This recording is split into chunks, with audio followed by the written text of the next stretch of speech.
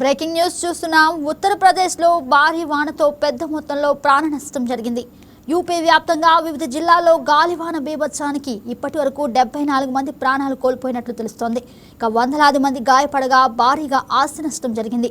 పిడుగుపాట్లు, గోడలు కూలడం, చెట్లు విరిగిపడిన ఘటనలో పలువురు ప్రాణాలు కోల్పోయారు.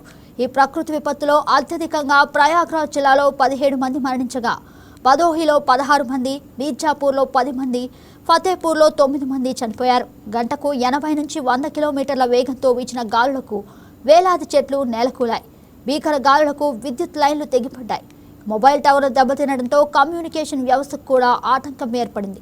ముఖ్యంగా గ్రామీణ ప్రాంతాల్లో పెంకుటిల్లు, గుడిసెలు కూలిపోయాయి. ఇక ఘోర విపత్తుపై సీఎం యోగి ఆదిత్యనాథ్ దిగ్భ్రాంతి వ్యక్తం చేశారు. మృతుల కుటుంబాలకు ఒక్కొక్కరికి 4 లక్షల చొప్పున తక్షణ ఆర్థిక సహాయం అందించాలని జిల్లా కలెక్టర్లను ఆదేశించారు. ఇక రాబోయే 24 గంటల్లో మరిన్ని చోట్ల వర్షం కురిసే అవకాశం ఉందని వాతావరణ శాఖ హెచ్చరించడంతో ప్రజలు అప్రమత్తంగా ఉండాలని ప్రభుత్వం సూచించింది.